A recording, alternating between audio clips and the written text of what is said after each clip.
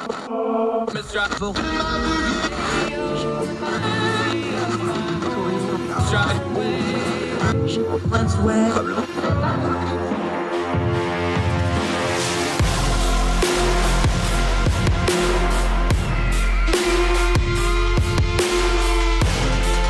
your host, Andrew Donaldson. This is Heard Tell. Welcome to Heard Tell. It is Wednesday, July the 13th, year of our Lord 2022. So glad you're with us today, giving us the most precious thing you have, your time. I'm Andrew Donaldson. Thank you so much for joining us. A lot to cover today. We're going to talk about news media specifically, how we cover the news. I know that's one of our taglines, but there's some really important numbers and data worldwide, not just the U.S., from Reuters on how news is getting consumed. We're going to talk specifically about American News Kickoff Show here in just a minute. One of our best guests that we have on regularly, James Chernowski. He talks big tech, he talks regulation, he talks new media, social media, these sorts of things. We're going to bring him back on because last time we talked to him, we were talking about Elon Musk and Twitter. And now that that has gone to a new stage of acrimony, we're going to have him back on. We're going to talk about that.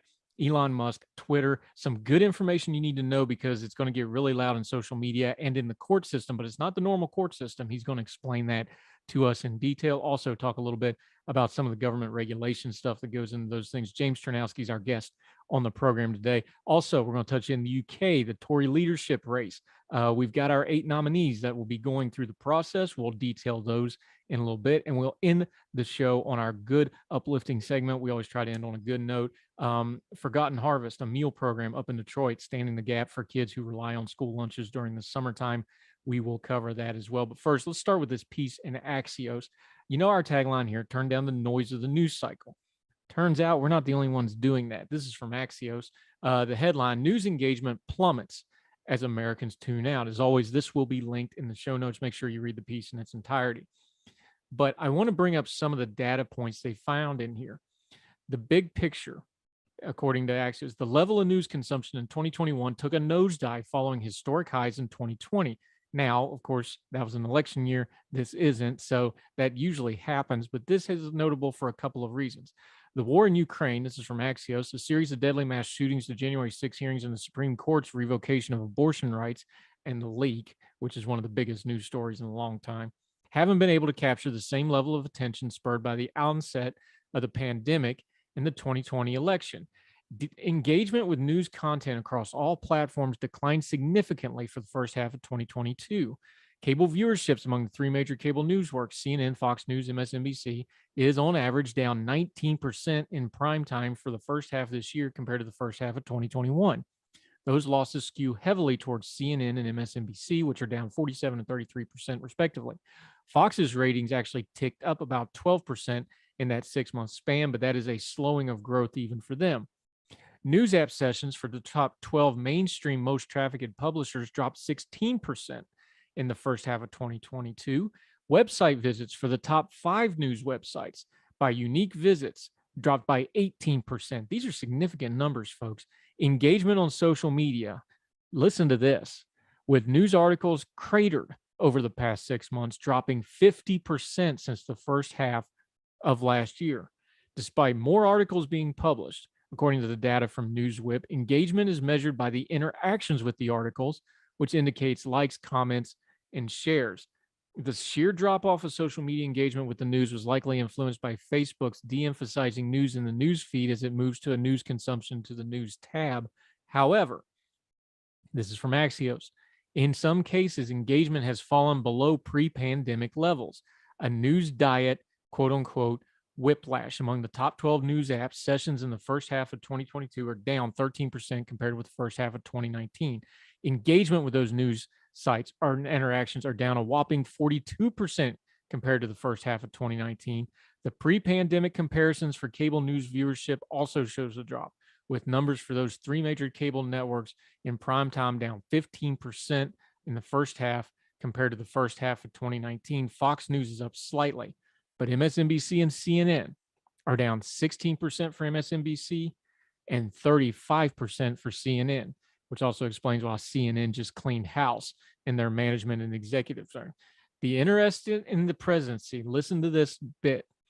The interest in the presidency has declined considerably under President Biden compared to his predecessor, fueling some engagement declines. Trump and Biden have generated the same level of Google searches since Biden took office, and President Trump generated 7 times more than President Obama, although that's a little bit of an unfair comparison because technology and social media and smartphones and things like that have changed since the beginning of Obama's presidency.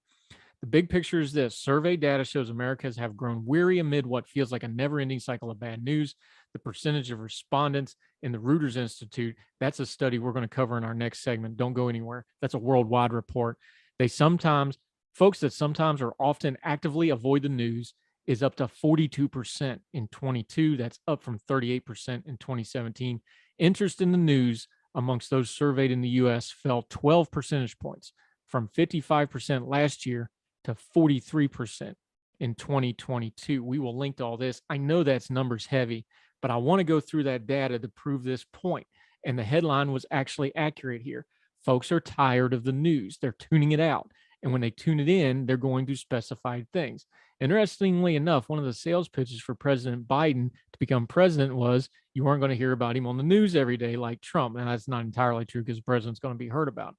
But what that Google search data that we said, how the searches are almost equal, you know what that tells you? The political people are still the political people. They just switched sides of the net and kept playing on the same tennis court.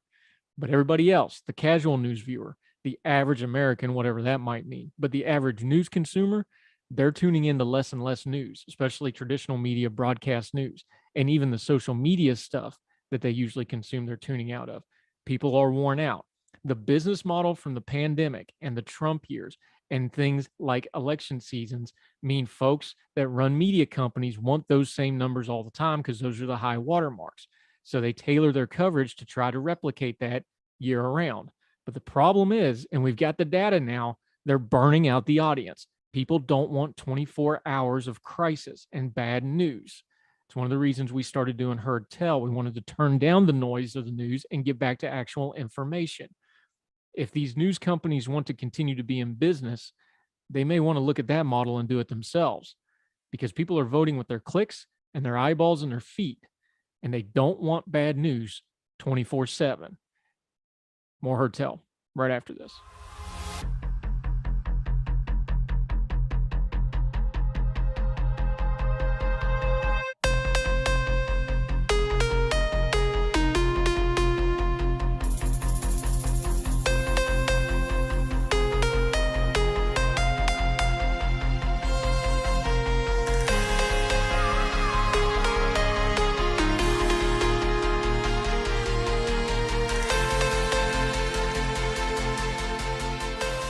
Welcome back to Heard Tell. Let's continue to talk about media coverage for just a second. Part of that Axios stories referenced the Reuters Institute for Politics worldwide report, not just America, the entire world, on how they're taking in news. A couple interesting things in the data that I want to point out to you. One of them is access point to news. Now, why is this important? A access point, how you come to a news story.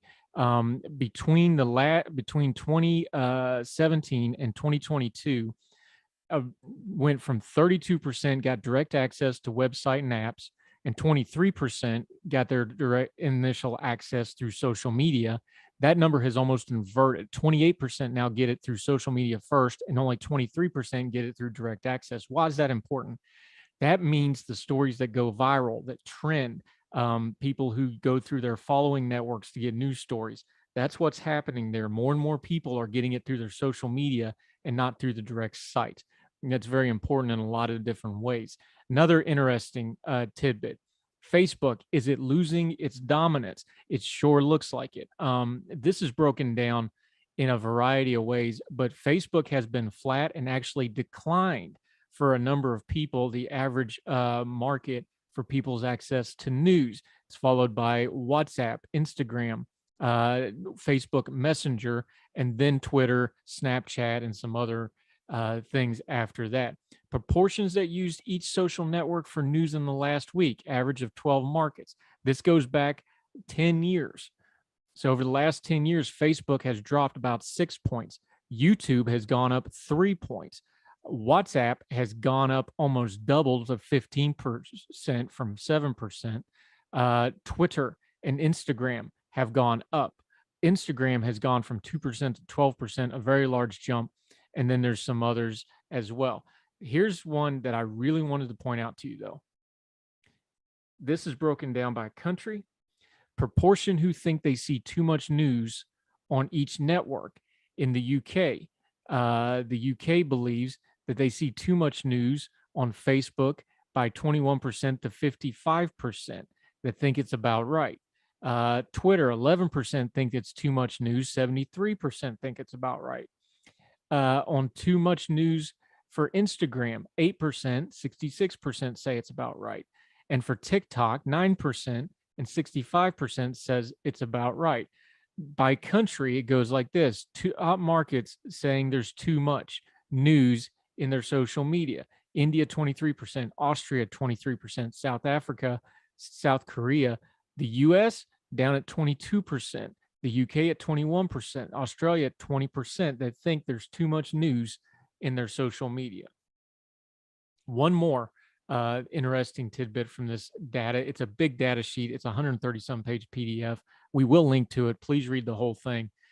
Portions who used a podcast in the last month in selected countries and markets. Now, of course, we're going to be a little biased here because we're a podcast on top of being a radio show and a YouTube show.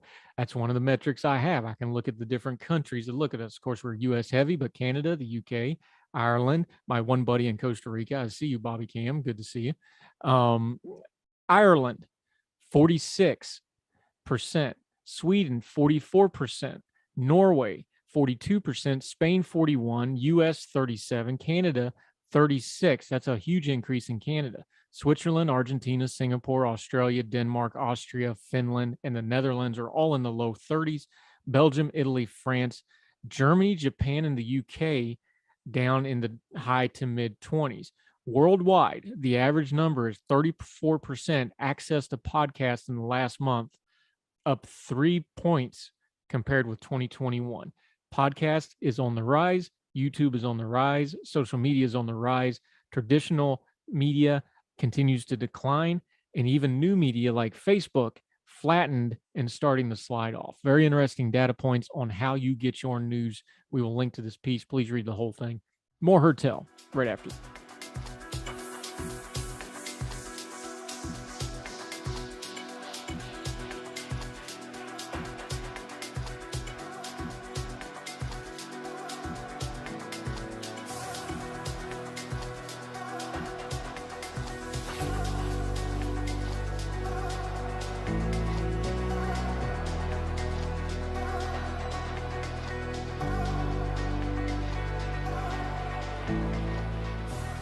Welcome back to Heard Tell. Okay, when we have news and concerns and questions about big tech, this is who we go to. If you've got concerns about the interwebs, this is who we go to. If you have all kinds of questions about the gobbledygook doublespeak about internet regulation that our Congress is foisting upon us, this is who we go to. James Ranowski. So great to have you back on the program, buddy. James, how are you?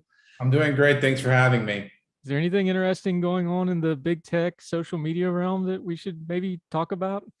I mean, there's always something going on, right? But I think the dominating news of the past few days now has been with Elon Musk calling off the Twitter acquisition deal officially. That was something that we both have been monitoring and talking about quite extensively since it was announced back in April. And it took measuring into its next phase with Elon Musk terminating that acquisition agreement, and now they are going to get into a very unfriendly, nasty court battle. So we'll have to see what happens in this next phase of Elon v. Twitter, but it's definitely been a wild ride to say the least.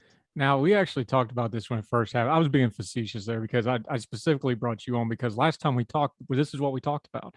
And we talked about, like, is this a done deal? Is it not a done deal? We talked about some of the twists and turns that have gone on. Now it is a done deal. My read on this, let's just work backwards. Let's start with where we're at, and then we'll review a little bit. My read on this, and from talking to some of our lawyer friends, is like, look, this is just the buyout with some fancy lawyering on top of it. They're going to go to court. They're going to pre and pose sometime before it goes to discovery, though. They're going to sit down. They're going to come up with a number. It's going to be a lot less than 1 billion. And in a couple of weeks when the heat's off, this will all get settled. That kind of feels like where this is going, right? Yeah, I think that that would be the logical path that things should take. But with Elon, there's always that added factor of you just don't know what exactly he's thinking about there. But you're not wrong. Like what's going to happen next is that this is going to get handled by what is known as the Chancery Court system in Delaware. That is not your typical court system. Nope. It is one that is specialized in dealing with matters that have to deal with business related issues. So the good news there is that we'll actually have a pretty good idea as to what's going to happen from the Chancery Court in a matter of months, not like a normal court proceeding, which could take well over a year and then some. So this should be a little bit more speedy than what we're normally used to with other kinds of court trials here. But yeah, one would think that basically because the incentive is not to go forward with court proceedings as much as humanly possible. It gets very expensive for everybody. So one would like to think that they're going to sit down and hammer out a deal that probably readjusts the value of what Twitter is going to get bought at. But again, it remains to be seen. We have to see how Twitter's board feels about it in terms of how their willingness is to actually budge off the number that Elon originally went with. And we have to see what Elon's willing to do. Is he truly just trying to walk away and salvage any kind of money that he, doesn't have to otherwise pay? Or is he trying to do it for the purpose of lowering the price? There are different implications that are going to happen here. I know that when we've talked about this, the fee for breaking off and calling off the merger was $1 billion. But the reality is that it's far larger than that because Twitter is going to sue. There's losses, there's shareholder lawsuits. This is not just a simple $1 billion thing for Elon Musk. It's a lot bigger than that. So all indications would point towards this coming to some kind of resolution. Yeah, and this is exactly why we have you on, because let's make sure we got everybody on the same page here. A lot of folks probably just heard Chancery Court for the first time. Business, especially big business, and this is bigger than big business. When you start talking multi-billion-dollar mergers, acquisitions, hostile takeovers, this is a whole different level of business. It's a whole different level of regulation. Just explain to folks, because a lot of folks, they're not going to be familiar with that, and that's why we have you on. You explain this stuff.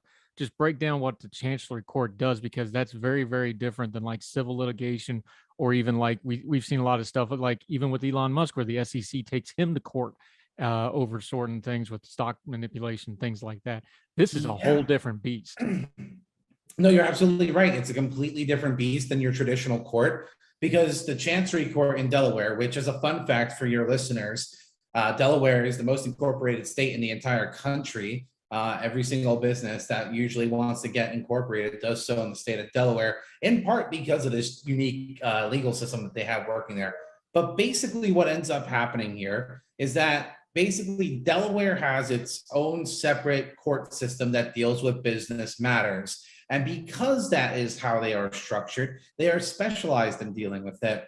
And that means that they can get it done faster. We can get to resolutions faster. And it's actually something that businesses like on either side of the aisle, because it means that their litigation costs are lower to figure out what's going to happen. There's a higher degree of certainty because these judges and lawyers are all going to be very intimately familiar with business law and the administration and adjudication of that law in the court. So there's a lot of clarity that would be there in the state of Delaware, as opposed to other judicial sectors where it might not necessarily have that kind of technical expertise. So Delaware is definitely in a unique position, and that's the purpose of this court. Yeah, James Janowski joining us. Now, that's the legal side and the technical side and the business side. But what happened online was this became another culture war thing. I think it was bizarrely so. I think this was really slamming a round peg into a square hole. However, how do we evaluate that now? Because now this, Elon's never going to be quiet online. So he's always going to be out there. However, this Chancery Court thing, this is a pretty much set process. They're not going to get intimidated by anybody. They don't care what Twitter says about anything. They're just going to plow ahead and do their business. Does this kind of tap down? Because I noticed, usually I say anything about Elon Musk, my inbox fills up real fast. Boy, them folks were quiet this weekend. They didn't really want to talk to me. I don't know if that's because I got video of me being right and them wrong, but I'm just saying they got kind of quiet. Do you think the culture aspect of this maybe tones down a little bit, at least until Elon Musk says something else? Because it sure seemed like the whole Twitter thing got hijacked for the moment instead of what it was actually going on, didn't it? Yeah, I think that you bring up an interesting point, right? Because I think when Elon, originally announced that he wanted to buy Twitter, a lot of people were very charged in their emotions, if you will, in terms of how they felt about this announcement, one way or the other. If you ask conservatives, they thought that it would be a huge boon for free speech, and if you ask liberals, you'd think that Twitter would get turned into Parler or 4chan or worse. And the reality is that we'll never know as of right now, because Elon is not going through with purchasing Twitter as of yet until we have a decision on the legal side of this. And I think that, culturally, I think people are starting to come to the reality that it was never as black and white as they thought it was going to be. I think that, it became increasingly apparent that, Elon, during the period of when they announced the deal to this latest development, was more or less armchair CEOing, no more or less than any other internet tiger on the keyboard, right? I think that anybody can pontificate about all the problems that you have on any of these platforms, but it's another thing to be the guy who has to sit in the actual CEO chair and figure out how you're going to address the very real problems that these platforms are facing. Yeah, I put it on my Twitter too. I was like, look, even if Elon buys them, it's not Elon Musk that's going to set these policies. It takes an army of engineers to make a social media site run. There's technical limitations on this. It's not just, I know everybody wants to go to, it's bias and there's shadow ban. There may be some of that. A lot of this stuff is just baked in technical stuff that a lot of us just don't understand. Even if, like they were talking about, they'll release the algorithm. We even release it, nobody's gonna be able to read it. Like I got really tickled at that. I was like, you can't read the algorithm. You have no idea what that stuff means. A lot of this stuff is technical and baked in, and then we want to put what we think is going on culturally on top of it, and it kind of gives us with an incomplete picture. And I think a lot of us, I'm guilty of it too sometimes. I'll put myself, we end up looking silly when we probably should have took a step back and just let it breathe. Yeah, I think when we're especially when we're looking at like algorithms and anything of that nature, we always have to, I always try to express a certain degree of skepticism, because I think that transparency is a great tool. It's an important tool that can certainly help in the process. But transparency for the sake of transparency is also something that can be detrimental to a service too, because there are plenty of nefarious actors that want to go and play with the system and figure out what works and what doesn't work, so that way they can go and do what they want to do and use the platform for otherwise not ideal purposes, right? So I think that it sounds nice in theory to talk about algorithm transparency and some of these other proposals out there, but again, when the rubber hits the road, we have to actually have solutions and policies that are grounded in reality, that can be tested and adjusted on the background. And I think on average, when we're talking about this, no matter how you feel about the platforms, there's this default assumption that there's the shadow banning, any of that stuff that you've highlighted. Sometimes it's just a simple mistake. Maybe the algorithm over indexes for something. I mean, this is not perfect. Algorithms are only as good as the data that's getting fed into them, and they're managed by humans who are definitely imperfect. They're not angels, last I checked. So I think that it presents a whole different can of worms that people aren't necessarily always thinking about. So we always have to be careful about thinking about trying to put like hard law restrictions on how we're going to operate any of these, very malleable internet services, because if you go down that route, people will certainly, I think, end up being in a worse off situation. Yeah, James Chernowski, he's so good on this stuff. We come back. There's other stuff going on in the tech news. We're going to ask him about it. He's writing about it, doing a lot of media lately. He's a busy guy. We're thrilled to have him back on Heard Tell. More with James Chernowski, our tech friend, right after this.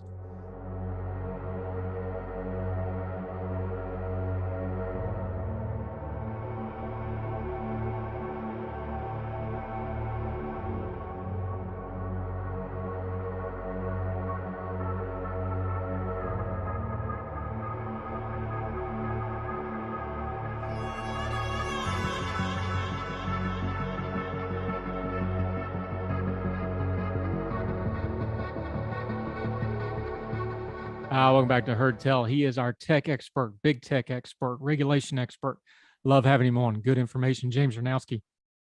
James, there's other stuff going on. The Elon Musk stuff. One of the things I highlighted too is because it's kind of been a distraction from some really important stuff going on. Let's start with crypto. Take it from this angle. It's had a real rough time in the headlines. It's having a rough time in the markets for people that aren't into crypto, because let's admit it, there's a little bit of a cultish, hey, I'm in it and you're not, and I'm cool. And there's a lot of that involved in it. The average person, though, that just kind of pays attention to tech and business and politics, though, What part of that story should they pay attention to? Because the headlines look really bad. I'm sure that it'll bounce back at some point. The average person that consumes politics, though, what should they be paying attention to, and what's noise that they should turn down when it comes to crypto right now? Yeah, I think that crypto, for one reason or another, is the hot topic. When you're not too busy thinking about big tech, a lot of countries and individuals are thinking about crypto and thinking about how it's being utilized in different fashions, particularly at the SEC. We've seen Chairman Gensler try to ramp up his enforcement. And I'd say, like, if you're a consumer, the big thing that you should care about is how is this industry going to look moving forward? And that is shaped by how the government decides to treat it. And so far, underneath the Biden administration, it's not been a very friendly relationship. Like I said, Chairman Gensler over the SEC is being extremely big on enforcement against crypto, trying to treat every single cryptocurrency like a security as opposed to a commodity or a currency. In my opinion, when you're looking at cryptocurrencies, there's a variable use factor there because it depends on the user. Some people, they do look at it as a security. They see the upward, trajectory of Bitcoin and they're like, yeah, I want to hold on to it. Other people, especially the cultish originals that you're referencing, that was not why they got into it. So I think that you need a lot of nuance and a lot of understanding. And this administration is anything but, cognizant about what exactly crypto is in terms of how to treat it or how to go and handle it. And we've seen that throughout various pieces of legislation. So if you're a consumer, I care about wanting to make sure that we actually let this thing foster and grow in a good environment while having reasonable expectations of protection for consumers. That's the whole point of regulation, but not crushing the industry, right?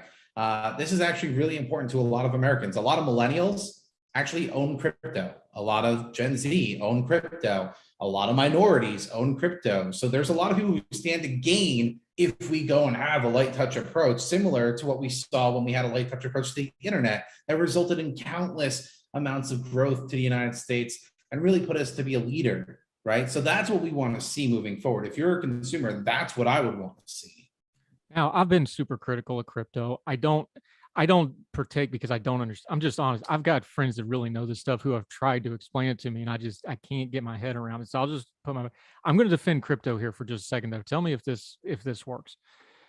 I think what happened, if you have an emergent technology, you and me, we're free market guys, we're capitalistic guys. We want freedom for people. So we understand for new technology, a natural development is usually the most healthy way for something to come out.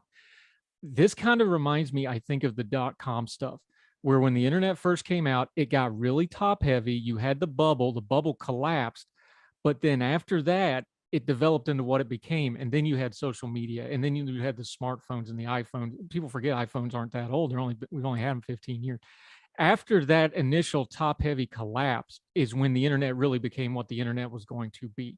I could see that being kind of the pattern with crypto, where it's like, okay, a lot of the untoward stuff's kind of working itself out of the system. We're going to have this collapse, and then it's going to kind of get back to whatever it's going to be in the future. Is that a fair comparison? Do you think maybe that maybe we're just a couple years ahead of the game here, and this is still yet to play out where it's going to be? I just want to be fair to crypto because I do bash it, but I could see it taking that path, and that would actually be a healthier thing down the road. Yeah, I think it's not unfair to suggest it, right? Because typically when we're thinking about crypto and blockchain technologies, this is all part of the next generation of the interwebs, right? Web 3.0 includes blockchain and crypto and digital assets more broadly speaking, because this is all part of the underpinnings of how this can work. Because these digital assets can serve as property rights on the internet. Which I think are pretty important, more broadly speaking. That being said, we're in the early iterations of a lot of it, which means that a lot of it's not going to be perfect. We saw that happen with some stable coins, the hot thing that Congress might have an interest in trying to regulate with this, combination of Terra Luna, where because the coin was backed in a particular fashion and that backing completely bottomed out, it completely undermined the stable coin itself.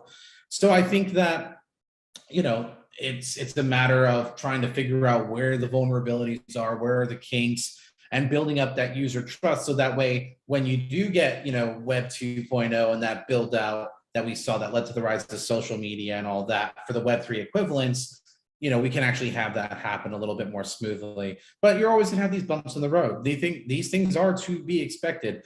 The market is not a kind and forgiving place. People lost their shirts. I mean, I own Ethereum. I own Dogecoin just for LOL purposes, and I've lost my shirt on it. But I also hold on to it for the long haul. I'm not in desperate need of that money right now either. So I always, at least when I'm talking to people about it, always urge them to take a long, view on this in general and try to hold on to everything, because it is going to bounce back. It'll come back. It's more matters to what exactly does the structure of Web 3.0 and all these things that support it look like in that next iteration.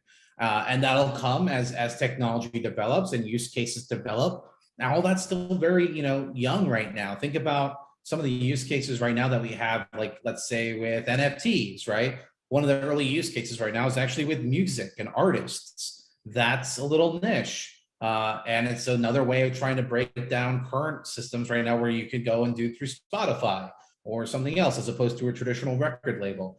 But that's going to take a long time and a lot of patience. So it is going to happen, but it's a little bit more gradual than I think people realize. It's more of the unseen market enhancements than, these bold, dynamic, massive scales of innovation that we might be used to over years past. Yeah, because people didn't see the iPhone coming, but there was tech people that were like, oh yeah, this is coming. But the public, it was like, oh my God, this came out of nowhere. No, it didn't. I think that's kind of the stage we're at right now. James Ranowski, I want to ask you this before we got to let you go, though. You were on Fox 5, our friends over in DC on the TV. You had a great comment, and I want to expound on a little bit about how tycoons are power players in politics. We're going to link to it. It's up on his Young Voices page. You can watch the segment in its entirety. We already talked about Elon Musk. Culture and politics and business all combined right there. We just saw it for months on end, right? Culture and politics combining. You got the Peter Thiels of the world out there fielding candidates like J.D. Vance, $10 million bankroll up front for that. Silicon Valley for the Democratic Party is now the most important fundraising place they have as far as geography goes. This is just the new reality that when you have a lot of people with a lot of money, they're going to find places to put that money, and a lot of them want to go to politics and they want to be players. Just talk about that for a minute, because this is a big shift, because it used to be the power players in politics was either generational wealth or the captains of industry type. Well, the new captains of industry type are in tech, and they're in speculation, and they're in these things. But that also changes what they want policy-wise and what they expect from government, doesn't it? Yeah, so I think that you raised an excellent point there. Political fundraising and the ability to get things that you particularly might want as an industry or as an individual passed is certainly not unsurprising to your ability to have a lot of wealth. With Web 2.0 and the rise of the internet age, we saw a lot of companies amass a lot of wealth and use that towards donating to get politicians that were more amenable to their positions on a wide variety of issues. And we're starting to see the same thing happen here too, even with Web 3.0 and some of these other ones. It's not any surprise that Andreessen Horowitz and A16Z has played a pretty big role in trying to go and shape how Web 3.0 policy might look on the federal level over the coming years. And they actually have a lot of money. You're talking about billions of dollars that he has invested across many funds to go and develop the Web 3.0 space. So there's no surprise that we're seeing a shifting of the tides here. And the reality is that as our economy shifts away from being more offline to more online, that means that the power brokers that play in politics are going to shift accordingly. For better or worse, there are some, we'll say, interesting personalities online that might throw some interesting wrenches into what this looks like. And I'll give a good example where you have Sam Berkman-Fried going and forming his own PAC to try to have the most crypto-friendly politicians get elected to Congress. He did a horrible job his first time around with picking and supporting candidates. But as this becomes more, institutionalized, I imagine that we'll continue to see this get built out and more professional in terms of being able to vet and educate and all that, because that's the big problem that we have right now. And as these industries grow, then that need to educate is going to be that much more important. I think too, and we've talked about this in other formats before. The other thing about these tech guys and the new money that's coming in, like Peter Thiel, I've got all kinds of issues with him personally and politically, but he's a good example of it. this new rise in the power players, they're not traditionally heterodox. They are different. They're not really falling into the traditional, liberal, conservative, progressive, right. They don't fit those boxes quite as neatly. I think we learned that with the Elon Musk things. We're like, well, he says this sounds more conservative, and this sounds really progressive, and then this sounds really libertarian. I think that's something that's going to have to change. Is people's going to have to change their filters a little bit when it comes to these folks. They've got niche issues. They have broad global perspectives and a lot of reasons. This is going to be a very different animal than their traditional left-right dynamic, isn't it?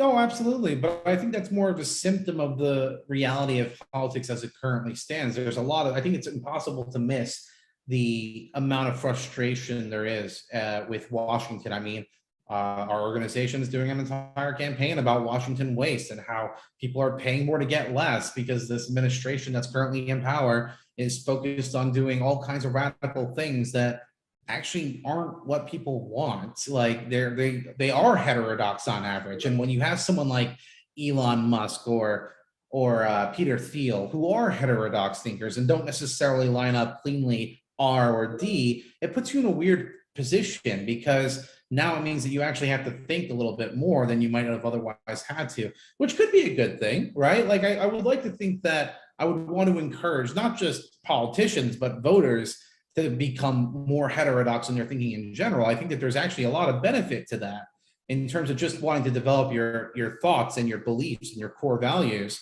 It's not a bad thing in my view. But I think like anything else, there's certainly is a cautionary tale to be had there, because when you're putting money behind those thoughts, that certainly I think influences how that might manifest in the form of legislation or political activity, right? So that's always something that you have to keep in the back of your mind. These heterodox thinkers, it's one thing to have them when you're outside the game, but once you're in the game, I think that fundamentally shifts how those ideas that you might have had while outside the box get applied inside the box.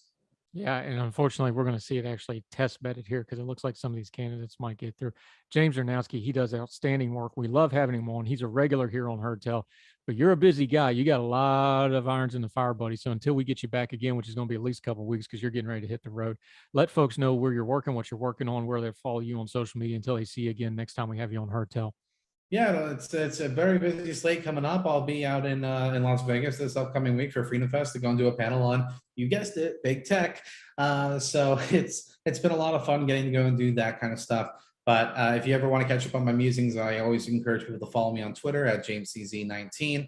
I also have a personal website at jamestranowski.com, or you can always find me through the Young Voices website too, where my work is posted there as well. So thanks for having me, Andrew. Really appreciate it. It's always a fun conversation. Yeah, and we're going to get to the one we've been wanting to do, but breaking news always gets in the way. We're going to have this gaming conversation because there's some really important that's a big, you talk big tech, gaming's a huge part of big tech. People don't realize how big gaming and the gaming culture is, but there's some really important stuff going on right now. And we're going to get you on, we're going to talk kind of big picture future stuff, because guess what? All that demographic everybody wants as voters, they're all gaming right now. You might want to pay attention to what's going on, because they're starting to get screwed over in the gaming world, which has always been their safe space. That's going to have political ramifications. We're going to have you on to talk about that soon, my friend. James Zarnowski, you're the best. Thank you, sir. Thanks for having me. Yes, sir.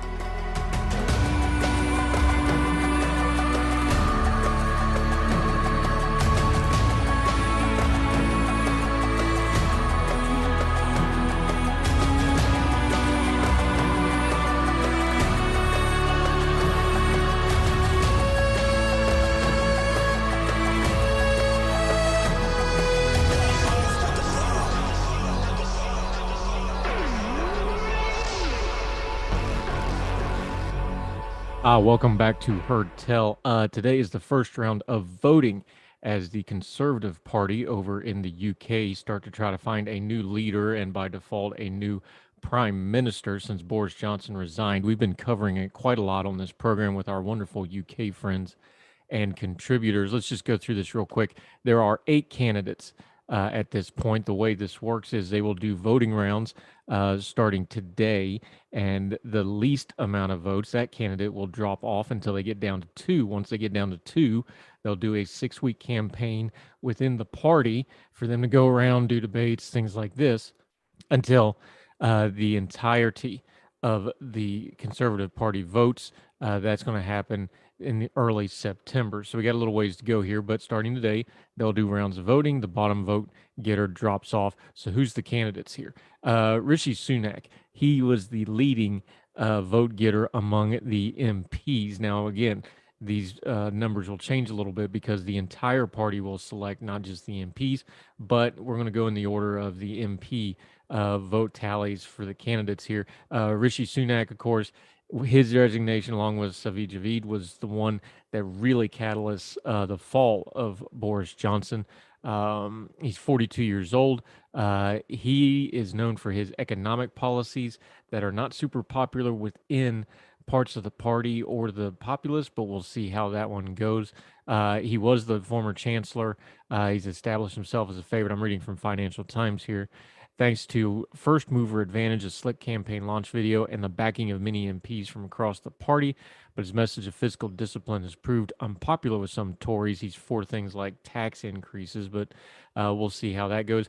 Penny Mordaunt, junior trade minister, has been eyeing up the conservative leadership for years with combining her pro-Brexit credentials with social liberalism, playing on her experience in the Royal Navy. She's 49 years old, has a low public profile, but is known as an effective operator among conservative MPs. Tom Tugendhat, chair of the House Commons Foreign Affairs Select Committee, has no government experience, but has found favor on the left of the Conservative Party with his pitch for a clean break from Johnson and his playing of military service. You remember he's the one who gave that impassioned speech in the Commons about Afghanistan when that whole thing went to hell. The 49-year-old's hopes were boosted with endorsements from several senior pro-Brexit figures. He's considered to be kind of like the good character candidate. Liz Truss, the foreign secretary's pitch is based on two, again, I'm reading from the Financial Times here, two key strands: a clean break with the economic policies of the Johnson government and a focus on delivery based on her 5 different cabinet roles. Very experienced 46-year-old's focus on liberty and freedom imitates her heroine, Margaret Thatcher, and has found a lot of favor on the right flank of the party. If you had an establishment candidate, it would probably be Liz Truss. She has some heavy hitters already on her side. Nahib Zahawi. Now, he was the guy who was placed as the chancellor for 5 minutes and then turned around and told Boris Johnson to resign. The newly appointed chancellor was an early favorite, but has struggled to gain momentum due to his central role in the fall of Johnson and questions about his tax affairs. But the 55-year-old is hopeful his pitch based on economic transformation and social mobility can find favor. Kimmy Bandanok, I hope I'm saying this right. She's the former equalities minister, has a low profile, but became the surprise outside choice thanks to her strident pitch on social issues, endorsement of the ex-leveling up Secretary Michael Gove. You remember the mess when he resigned, got fired, however you want to parse out that story. The 42-year-old has also found a wide range of support from the younger MPs of 2017-2019 intakes. Those are those mandate candidates that Boris Johnson was talking about. He has a mandate, which isn't how that works over there. Those people, those new faces that really swelled the ranks of the Conservative Party. So having their backing is not insignificant. Jeremy Hunt, former health secretary, was one of the first to declare, but has struggled to gain momentum and is expected to drop out early. Suella Braverman, she's the attorney general. She also got a lot of play when she called for Boris Johnson to resign, built her reputation as a former head of the European Research Group of the pro-Brexit MPs, including her pledge to withdraw from the European Convention on Human Rights, but she's likely to struggle to gain support from moderate MPs.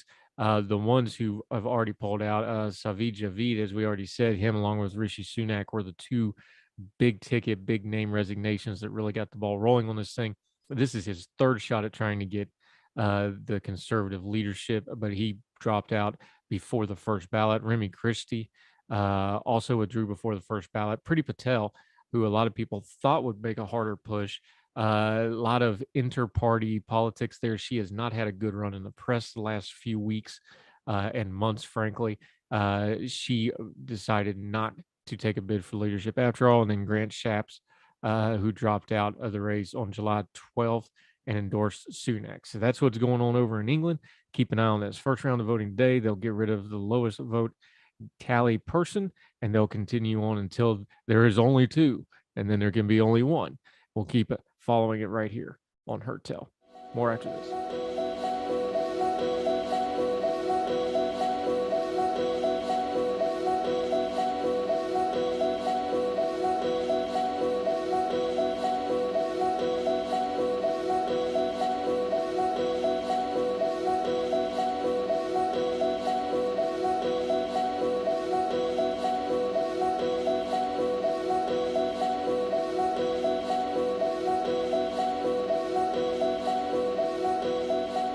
Welcome back to Heard Tell. Let's go to Pontiac, Michigan for our Feel Good closing segment. We always try to do something uplifting at the end of the program.